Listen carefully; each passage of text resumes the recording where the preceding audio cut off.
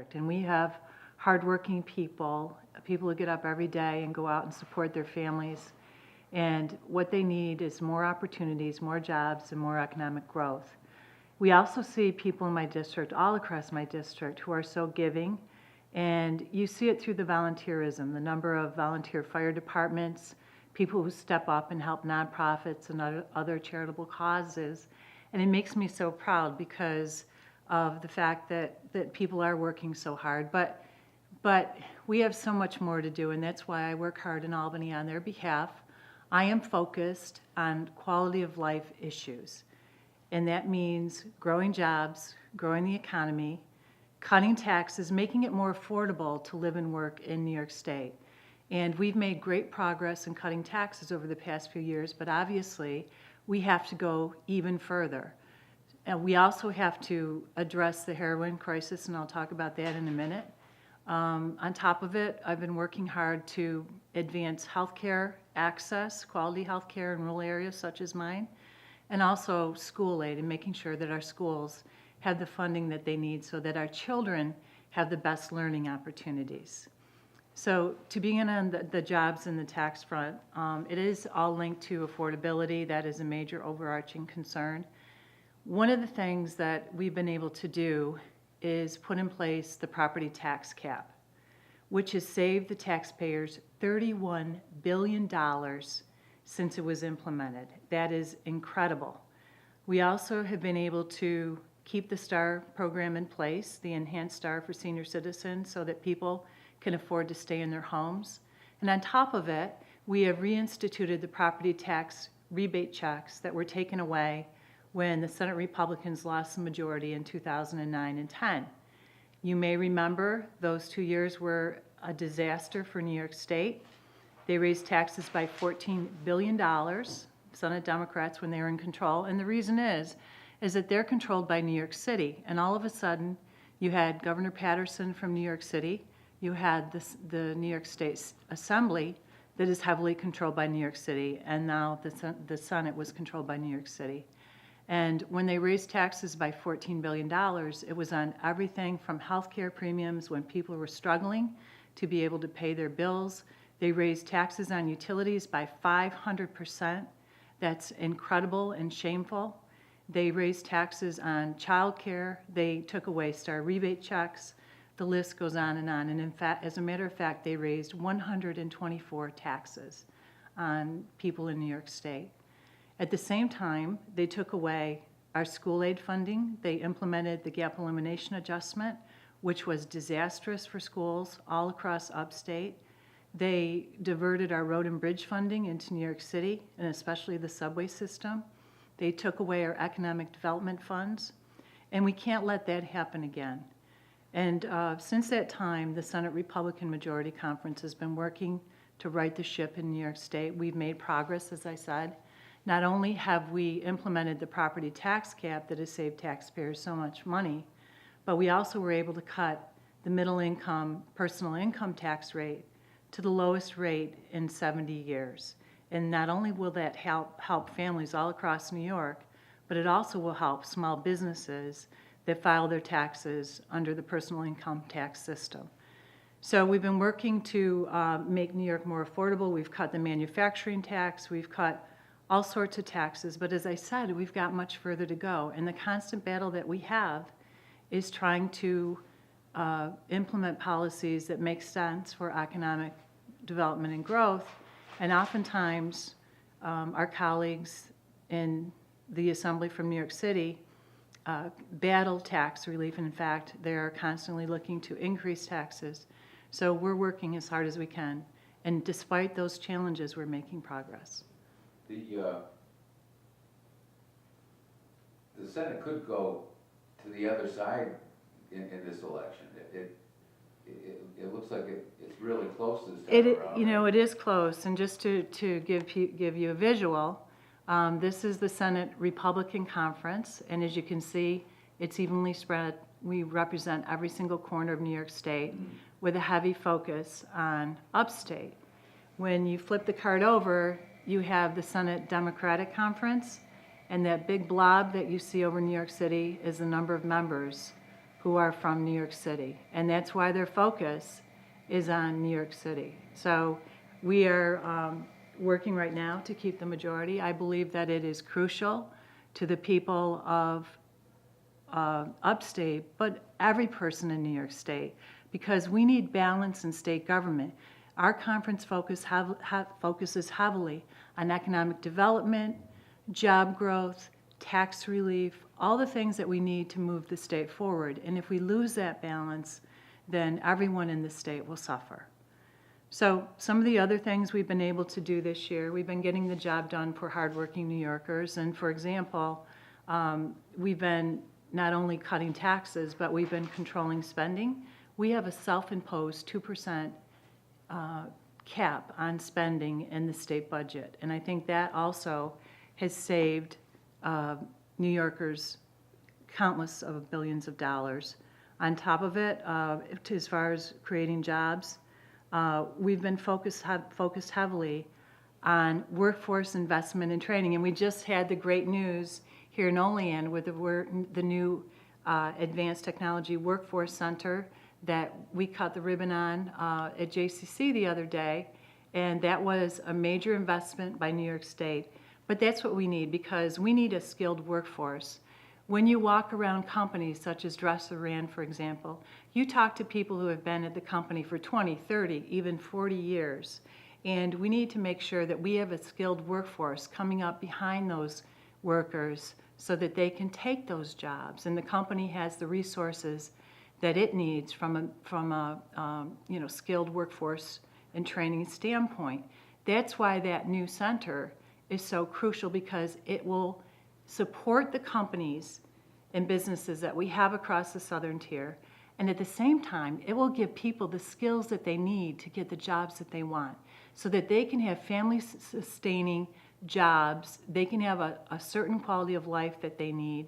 And this started a few years ago.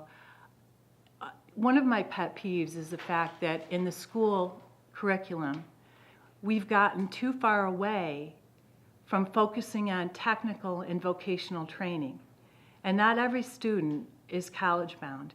The focus of school should be that we are preparing students to be successful in life. And several years ago, I was able to secure $250,000 for BOCES so that we could start to work to focus on manufacturing training again, manufacturing technicians. Chris Napoleon, who owns Napoleon Engineering, has been a leading force in the community as far as focusing on manufacturing training.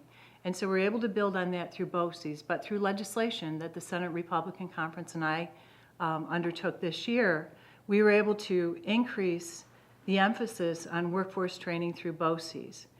We have focused on developing the workforce and several other initiatives that we're able to get passed. And I think that bodes well for the future because of the impact on people's lives. Obviously, it has a tremendous impact on the economy, but it also has a tremendous impact on people's lives and the quality of their lives and their ability to be able to have a job that is able to support their families.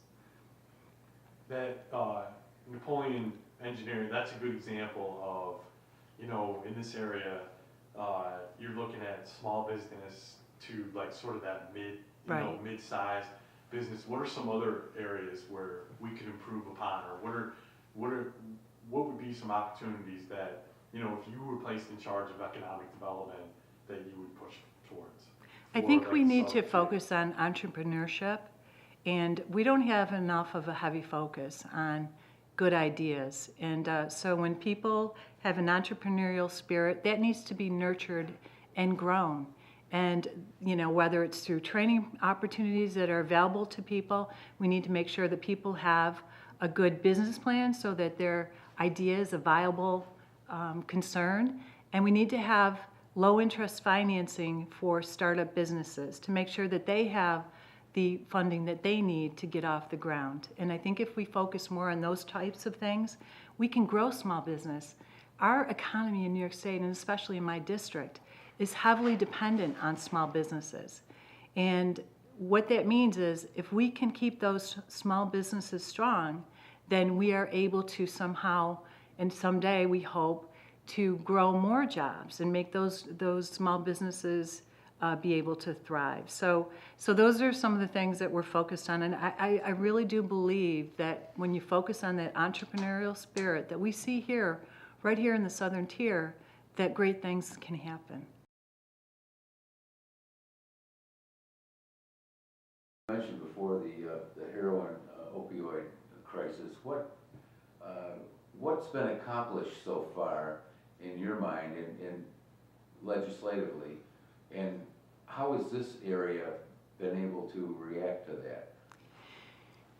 This is one of the most serious crises that we have faced in a long time, and it really is disturbing when I go around to my school districts, and I was at one of my school districts a few months ago, and I was talking to some of the kids, and they said to me, in a matter-of-fact way, we just had another one die the other day. And what they meant was that there was a student who died of an overdose. That is totally unacceptable. We see the heroin and opioid crisis ravaging communities not only across New York State, but across the country.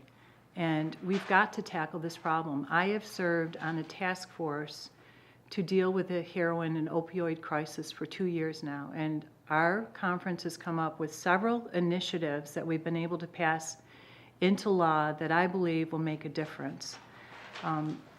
The way that I believe that this happened, one of the factors was that opioids were being overprescribed by physicians. And as a result, there was a black market out there where there were opioid prescription drugs on the street, and people got heavily addicted. And with some of these drugs, within 30 days, if you take a 30-day supply, then you will go through, it is guaranteed that you will go through withdrawal at the end of 30 days. So we've been working on the state level to tackle this problem for a few years. So we put in place the iStop program that clamped down on the black market on prescription drugs, but after we did that, it started to make prescription drugs less available on the streets, but people turned to heroin in many cases because they already were addicted. So what we were able to do this year is to focus on 4 areas. There are 4 areas that you need to focus on. One is prevention. The second is treatment. The third is recovery. And the fourth is the law enforcement piece. And I want to stress, the treatment and recovery sound like they may be the same things. They're very, very different.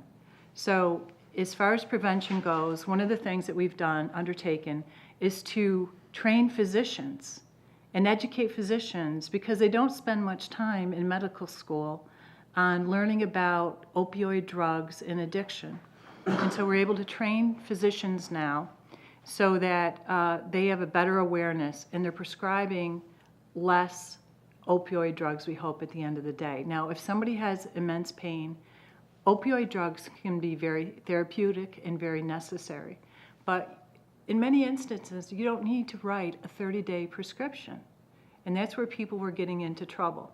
So there also is a shorter window where people can get their prescriptions. They need to be renewed on a 7-day basis, rather than just writing a carte blanche 30-day, 60-day prescription wherever it is. That's part of the prevention part.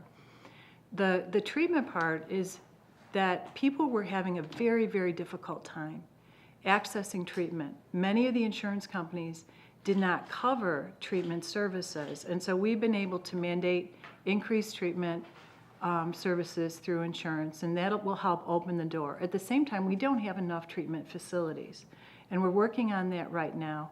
One of the things that I was able to do this year was to secure the future of Lakeshore Hospital. Part of what is happening there will be a chemical dependency unit so that people can get treatment.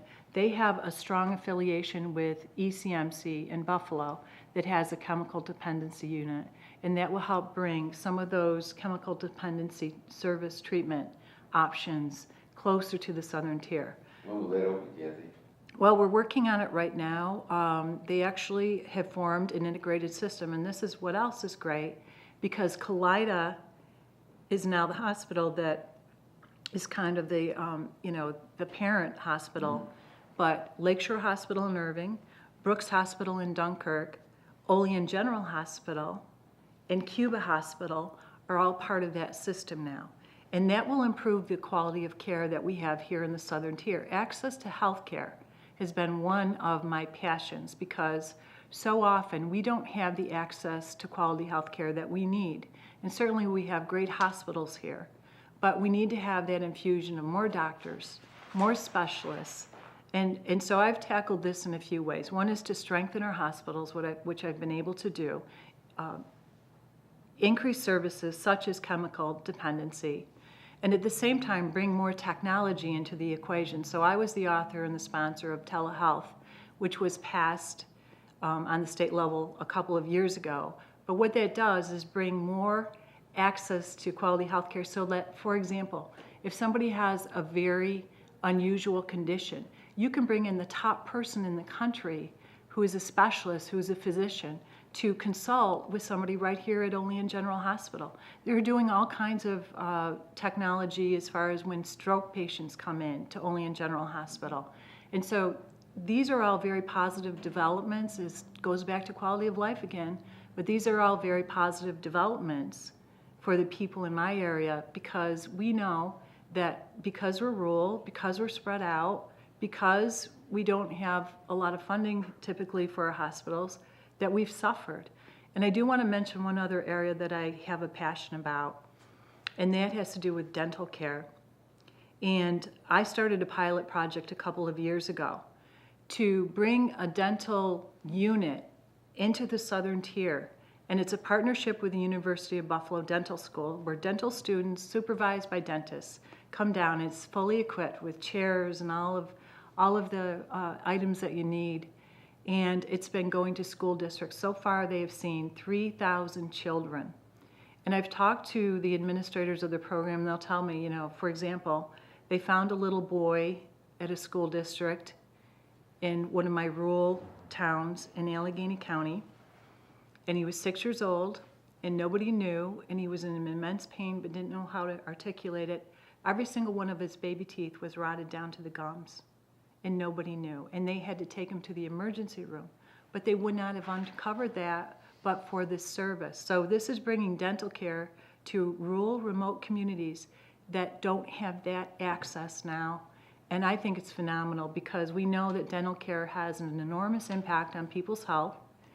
And at the same time, when you can start those habits early with children, you can avoid so many problems down the road. And it's not only the care and bringing the care to the schools, but also educating parents about dental care. One of the things, just kind of a quick funny story, but my dentist, Dr. Proto, had me in the chair a couple of years ago, and so of course he was working on my mouth, and he said, "I want you to pass a law to outlaw Mountain Dew." Mm-hmm. And I said, "It's so funny because I mean, yeah, that little boy that you talked about, the first thing I thought of is that's probably what he's drinking for dinner and lunch, you know." Well, I see sippy cups and baby bottles in my communities when I'm in it, and you know I'm all over my communities all the time. I'm very in touch with the communities that I serve, but I see sippy cups and baby bottles filled with Mountain Dew. Yeah. And so it's an education thing for parents to understand how destructive Mountain Dew is. And Dr. Proto said that because not only does it have the sugar that rots your teeth, but it has tannic acid in it that strips the enamel right off your teeth. So even, you know, especially for children, to have that and, you know, with a baby bottle, you're drinking it and it's staying in your mouth, it's rotting the teeth. So I think that access to healthcare is absolutely crucial, and I feel like we're making great progress because, and that's what I like best about my job, is that I can impact people's lives in such a positive way. And the healthcare element is just one of those areas where it's essential. Back to the heroin thing, you know, we've got recovery, we've got treatment, we've got prevention, but we also need the law enforcement piece. Mm-hmm. And my hat is off to Lori Riemann, our DA, who is very courageous in undertaking the cases where with the overdose deaths of people on fentanyl. And we have to have stricter policies for people who are dealing this poison. And so in the Senate, we've passed tougher laws to deal with that. Unfortunately, what we see in the Assembly is that they are hesitant to toughen criminal penalties, and we've seen that year after year. You remember Penny's Law, Rick, years ago? Yeah. But we're still working at it because that is a critical piece of the whole pie too, because you've got to try to do everything that you can to get the drugs off the street. And we have great law enforcement locally, and I bring in hundreds of thousands of dollars every year to fund the Southern Tier Drug Task Force. But we need more of that because we see this scourge coming from every direction. It's impacting every socioeconomic status. It doesn't matter who you are, you know somebody, and maybe even a loved one, who has been impacted by addiction, who maybe is overdosed from heroin. It's incredible how widespread this is, and it's affecting our quality of life because families are being destroyed, lives are being lost, and also is impacting things like the job market. All of a sudden, companies need people to show up to work. I mean, that's another element of it. So it's an overarching concern that has to be addressed. Are you concerned that a little bit of the national climate is, it's almost like these are two things are coming together at the wrong time? Or, I mean, you talked about law enforcement. The national climate is a little bit of, we went too far in the 90s with punishment and laws, and a lot of it was drug related, and yet, here you were just talking about, we've got to, we have to go after these people, we have to, have that for lack of a better word, the punishment element in this, but yet at the same time, there's almost like a little bit of a permissiveness, or there's the thought that our drug laws were too draconian, and there's, some of it is racially based, the discussion. How do you react to that? The pendulum swings, and so the drug laws were very tough. As you know, we had the Rockefeller drug laws in New York State, and the problem with those laws was that they were focused on not just the high-level dealers, but they were focused on the low-level users. And the Rockefeller drug laws were repealed in New York State a few years ago.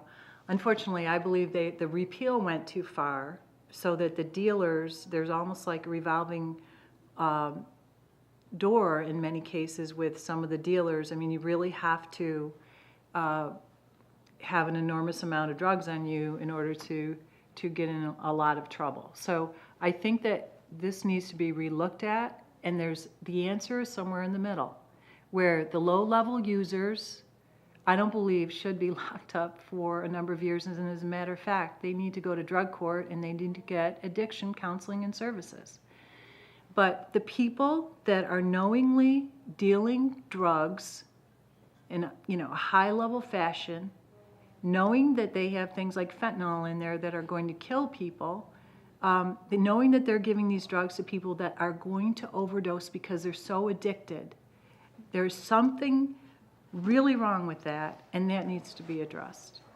Yes, and I sponsor legislation on that too. So I sponsor several bills on that, and one is the fentanyl piece that is affecting our own county right now as we speak. No, it's a very, very dangerous drug. It seems like a silly or a crazy thing for anybody to do, to kill off your customers like that with this thing, fentanyl. I think it's all about making money, and that's all it is. It's about them making money, and they don't care about people's lives, and they don't care how dangerous a drug it is that they're dealing. It's all about them making money. Kathy, what about the 219? Where do things stand with that now? And is that, are you good with it now? It was really neat. I was meeting with the 219 committee the other day in Ellicottville, and it was nice. They surprised me with an award. As you know, I've been working on the Route 219 expansion for 21 years now, since I was in the Cattaraugus County Legislature. And I still have, Rick, you probably have one too, one of those finished 219 bumper stickers in my office to keep me focused on it. But we made great progress. The last part of it that was opened, as you know, was in 2010 when we opened that magnificent bridge over Cattaraugus Creek, over the gorge. And since that time, the project has been stalled. And I've been working to get it restarted. We were faced with two significant issues. One was that the transportation funding had been drying up on the federal level, which is a significant problem. However, I believe that that on the executive level in the state, some of the funding that had been set aside for 219 unfortunately had been diverted by the governor to other regions of the state. The second issue was that I had to fight very hard in every state budget for the last 6 years in the One House Budget Resolution, which is where the Senate stakes out the direction we want to take in the final budget. I had included the $7 million to do the environmental study that is necessary to move forward. And my philosophy is always never give up, never give in. So even though we kept getting turned down, I pushed very, very hard this year and was able to finally get the funding that's necessary to start the environmental study. And I believe that plans are underway right now to get that study started. And I'm very encouraged by that. I think that this could get the project back on track. We'll have the money, or the information, excuse me, that we need so that we can advance the project down the road. And we're still not there yet because the environmental study is a step in the process, but we still have other areas where we need to tackle, such as securing the federal and the state money for this, working in a very cooperative manner with the Seneca Nation of Indians, and that's very key. And I work very hard to have a positive relationship with the nation. And so when all those things come together, I believe that we can move this project forward. You know, you should start from both ends. We've talked about this because I think that, you know, down near the border and working up would make a lot of sense.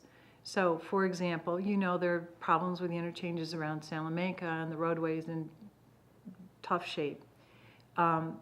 If we were able to tackle that section of the roadway, and there is an overpass that would need to be addressed at the same time, Dresser-Rand would be able to send trucks up to the port up in Buffalo in a much more direct manner, and there are estimates that it would save the company about $1 million a year in transportation costs. Wow. So there's some compelling reasons to do this, and obviously we want to be on the map. Companies look at logistics when they relocate or locate their companies, and so it's very positive for the future of Cattaraugus County, and I believe that's why people have worked so hard. You know, I've worked on this for 21 years. There are people that have worked on this for 40, 50, 60 years to try to get 219 done, and it was a tragedy when it got stalled because we had made so much progress, but you know, now I believe that there is a light at the end of the tunnel, and I also would like to say that other states are making progress too, and the reason why this route is so important is that it's because it goes all the way from Toronto, Canada, all the way down to Florida. So it's an international trade route, and when it's finished, I believe that you know, there will be a lot of activity and traffic and interest in using in companies being along that corridor at the end of the day. I knew Rick was going to bring up 219. Hey, you got to. You know, this is, I mean, as you say, it's been out there for 40, 50 years, and if you don't keep hammering away at it, then you're never going to get anything. Right. So. And the other thing I would say is that ties into a major achievement that we push for this year. And as you know, I'm chair of the Senate Finance Committee. Mm-hmm. And so during budget negotiations, we pushed very hard to bring parity back to road and bridge funding. And we were able to secure about $26 billion that will go toward roads and bridges in New York State. In the governor's original proposal, the balance between the MTA system in New York City, which is the subway bus system in New York City, and the roads and bridges was totally out of whack. And so we had to fight very hard at the negotiating table to get that parity back into place. And I'm really pleased to say that we were able to get that. And that bodes well because we need to take care of our infrastructure in New York State. We literally see roads and bridges falling apart all across upstate. And so now we've got these billions of dollars that will be devoted to not only we're hoping to build new roads like 219, but fix the roads that we have. On top of that, we were able to secure CHIPS money that goes to the local government, so it goes to the counties and it goes to the towns and villages. That helps them fix their roads. And we started a new program this year called Pave New York, which is another very essential program, and that helps the localities also. Because, you know, we know that with the tax cap, it does create some problems for local governments. They can override the tax cap, as you know, but they don't, you know, they're trying to be fiscally conservative also. So at the same time, whether it's school districts, whether it's the localities, we're looking to find more funding to help them out with some of their concerns. Did the school districts get what they needed this last year? Well, the schools... There was a big jump there. Right, exactly. So, as you know, when we weren't in the majority, as I said, the Senate Democrats had imposed the gap elimination adjustment. The Senate Republicans have fought as hard as we could when we got back in the majority to eliminate that, because that basically took away millions of dollars from our school districts. We were successful this year in finally getting rid of the gap elimination adjustment once and for all. And what that meant for schools in my Senate district is that we received a record of investment of $605,000, and that's a record amount. And that represents a 7.5% increase over last year. Overall, in New York State, we invest nearly $25 billion in education, far and away above any other state in the country. Overall, in the state budget this year, we're able to secure $1.5 billion in an increase in education funding, and I think that was key. And the way that was split out is that not only did we get rid of the gap elimination adjustment, which was equivalent to $434 million statewide, but we also invested $627 million in foundation aid, so we're getting back on track again from where we were from when the gap elimination adjustment was put into place. And I feel really good about that fact. And when you talk about the gap elimination adjustment, just to show you what the impact was, we were able to restore $15.3 million in gap elimination losses just in my Senate district alone. I think that investing in education is also one of the most urgent things that we need to do in New York State. You know, you talk about job growth, economic growth, the infrastructure, whether it's workforce training and development, but we also know that the foundation of all of that is making sure that our children have a good education. And the learning opportunities that we need in rural areas sometimes aren't always there. So that's why I'm working in a two-pronged way. One is to make sure that I secure the funding that we need, but also looking at creative things. Many of our school districts are sharing sports teams now, sharing services. Unfortunately, what we see in a lot of our districts is that we have population losses. The class sizes have gotten smaller, and even though they have increased state funding, they may not have the critical mass in order to be able to offer electives, band, art, enrichment programs, college courses. And, one of my districts, for example, Ripley in Chautauqua County, a couple of years ago, they've been trying to merge, and we were trying to form a regional high school. And what we see is with a lot of the merger votes, the way it's structured, the merger vote goes down. And, people love their schools. It's so much a part of their community's identities that it's difficult to vote for a merger. So we've been trying to be creative in how we're dealing with this. But for example, in Ripley, Graduating class was 14. One of the kids told me that she was sitting in 3 study halls a day because they could not afford to offer the courses that she wanted to take, even like foreign language. So those students were tuitioned out to Chautauqua Lake School where they have more opportunities. But I think we have to be creative in sharing services if schools don't want to merge, but sharing services, increasing Just like the funding. sports teams. Exactly. And so I think that's working very well, as a matter of fact. And the other thing is, I sponsored and passed a bill, and we are advancing a statewide curriculum in blended learning through technology, through the internet. A few years ago, the voters decided to pass the $2 billion Smart Schools Act that will increase technology available to schools. But we needed a curriculum available, and so I passed this legislation, and basically there is a statewide program that has been put together. We hope to get the funding for it this year.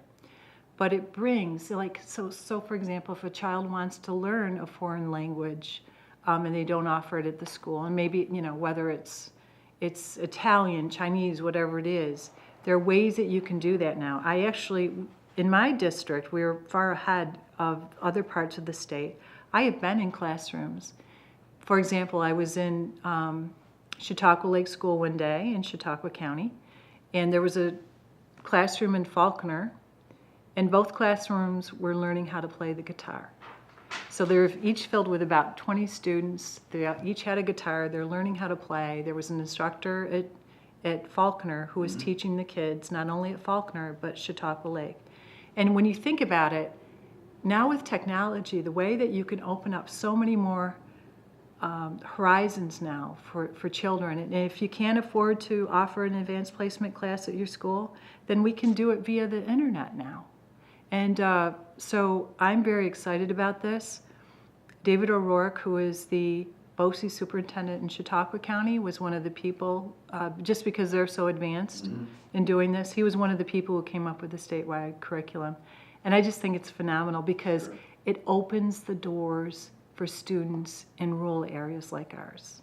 You know, through the Albany situation, can you ever foresee a situation where it's cleaner in Albany, where it's more straight, you know, just from readers, from, you know, residents, can it ever be cleaned, you know, from sort of the corruption that just seems basically endemic in Albany? It's a terrible problem. It's a horrifying problem, and it needs to be corrected. Now, there are just some people who are criminal in nature, and they're going to commit crimes no matter what you do. But at the same time, we've undertaken several ethics reform measures in Albany over the past several years, but more needs to be done.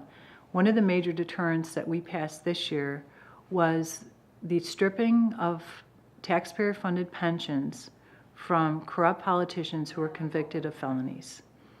And that passed. The Assembly Democrats were holding it up for a certain amount of time. We had passed it in the Senate, and I'm pleased to report that that passed in both houses by the end of session because we kept the pressure up. Now, Did the governor sign it? well, the way it works is that it's a change in the Constitution because the state Constitution says that you cannot change someone's pension benefits. So this would be a change in the Constitution, which means the process is this. Each house passes a resolution. The governor doesn't touch it because it's a resolution, it's not a bill. To change the Constitution, you have to pass the same resolution in both houses for 2 successive terms. So we're at the end of this term this year. Everybody's up for re-election. So the resolution was passed this year. It would have to be passed again next year, and I believe in the Senate that will be one of the first things that we tackle when we go back into session in January. It would have to be passed again next year, and hopefully it's on the ballot for the voters to decide a year from now in November. And that will trigger a referendum. If the voters decide to vote yes on it, that means that the Constitution will be changed and we will be able to do pension stripping. What about, it's funny, this was something that was back when I first was in the news, now it's kind of creeping back, the term limits. And somebody like yourself, Cathy Young has been in office for an awful long time. What's your reaction to the call for term limits as a solution to? I think that the voters should decide term limits, but at the same time, in the Senate, we have undertaken actions that I believe would help cure some of the corruption. What we have seen, for example, in the case of Sheldon Silver, the former Speaker of the Assembly, he was a Speaker for 19 years. And when you're in a position of power, incredible power, for 19 years, that absolute power corrupts. And I believe that's what happened there. So we have passed term limits for leaders and committee chairs, and I believe that's the right route to go, so that there's not too much power amassed in one individual. So that's a major reform. Unfortunately, the Assembly has not done that. We have done it through our Senate rules. We actually have passed legislation to do it in both houses. The Assembly Speaker has chosen not to undertake that, and we believe that we need public pressure to get that job done. One of the other things that we've passed in the Senate has to do with recall elections. And I believe that's very important too, so that, for example, if somebody's in office and they are indicted and arrested, the voters would be able to immediately recall that elected official. They could have a recall vote and throw that person out of office. And I think that that gives the voters much more of a voice and a choice. And oftentimes people feel powerless when something happens that is related to corruption. And I believe that this is another way to deal with that. Is that kind of presuming guilt, though? You were talking about having that recall vote before someone was convicted? Mm-hmm. Could that, It could, and I believe in due process also, but I also believe that the voters should have a choice, and if they don't believe, and it doesn't even have to be for that. It could be if somebody's doing a terrible job or whatever it may be. Let the voters have a choice and more of a voice in the entire process instead of waiting. Now, somebody who's indicted and arrested, probably if they went up for reelection, wouldn't be reelected anyway, regardless, and the outcome may be. Well, I know it depends. I've seen it happen in New York City, unfortunately. But I think, like, for example, most voters here would not tolerate that sort of behavior. So I think the recall vote would be a great reform. Again, the Assembly has chosen not to pass that, but we will keep letting the voters know about it so that they can put pressure on their elected officials, and hopefully we can get that passed. Is the governor doing all he can to,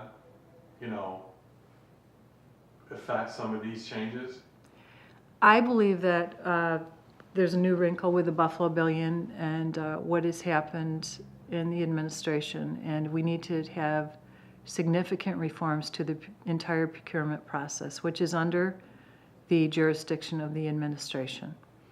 But what has happened now through the arrests of several people related to the administration, some companies, is that the process is extraordinarily flawed, and there's too much of an opportunity for corrupt practices.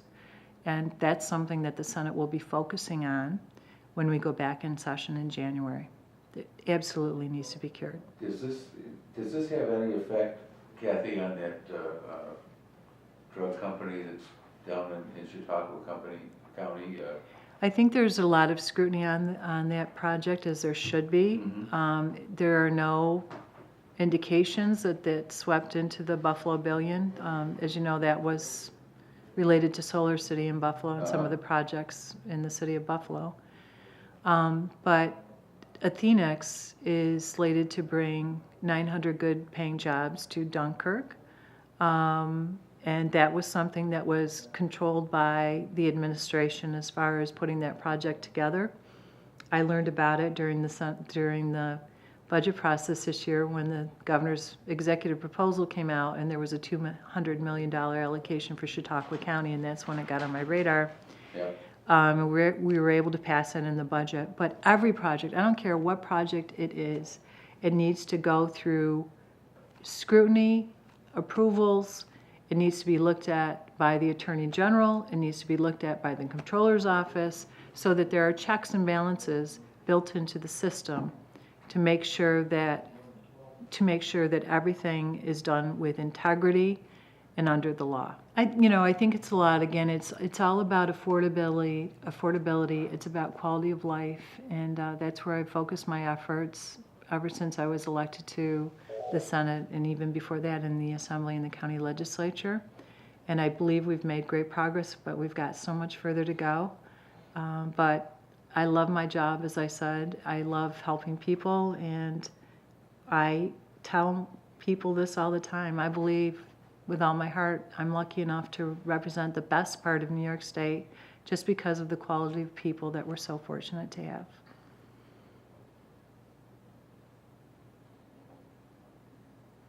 Have you been doing much campaign for any other candidates? Any other Republican candidates? I'm chair of the Senate Republican Campaign Committee. Right. So I didn't know if you've been going out and doing any other campaign duties, or are you pretty much sticking to your own district, or how's that I think working? it's a balance of everything, and I think you know that I am all over my district constantly. Mm-hmm. I like to be in touch with people because I feel so strongly that I can't represent them unless I know them, I know what's important to them, I want to listen to their concerns. And so if you check my Facebook page, I'm all over my district, but I balance a lot of duties, I wear a lot of hats. Right. To be chair of the Senate Finance Committee also is an enormous amount of work. This year I presided over 95 hours of budget hearings, and some of them were 14, Bring 15. your sleeping bag for some of those? Well, some of them were 14 or 15 hours long, which is great because you know what? We need that in-depth review of the governor's budget proposal, and so I was very enthusiastic to do that. So I grew up on a farm. I don't mind working hard, and I like to wear a lot of hats because being chair of Senate Finance, for example, is great for our district. It gives our district more clout, more financial funding opportunities, and that's why I take on extra duties. And I believe so strongly, as far as being chair of the Senate Republican Campaign Committee, we're working very hard to keep that balance in state government, as I said, and we need to make sure that we maintain a Senate majority so that the focus remains on upstate, remains on jobs, tax relief, delivering education, health care, and other services, road and bridge funding, for example, economic development funding to every part of the state, in my district, not just New York City.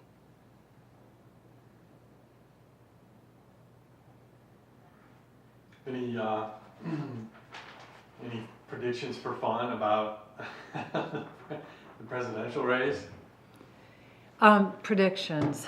I don't know. This has been such an unconventional year. It's really hard to predict. And but I believe that, for example, in the southern tier, that Donald Trump is a popular figure, and he probably will win the southern tier. And in my district, he will not win New York State. And so as you go around to the different regions of the state, you see differences in opinions for sure. But is at the national level, who knows? Are you going to vote for him? I'm voting for the Republican ticket, and I have strongly disagreed with Donald Trump's video and some of the issues of what he said and some of the issues related to women. But I believe very strongly that when you look at things like, for example, the Supreme Court and national security and economic growth. Those are the issues that I use as a barometer, because when you look at both sides, Hillary Clinton certainly has her ethical issues that are coming out day after day after day after day. I believe very strongly what has been happening with the country, whether it's dealing with terrorism, whether it's dealing with the economy, and some of the more critical issues, isn't working right now. And Hillary Clinton is an extension of what's been happening. And look, people are angry. People want change on the federal level. There's no question about that.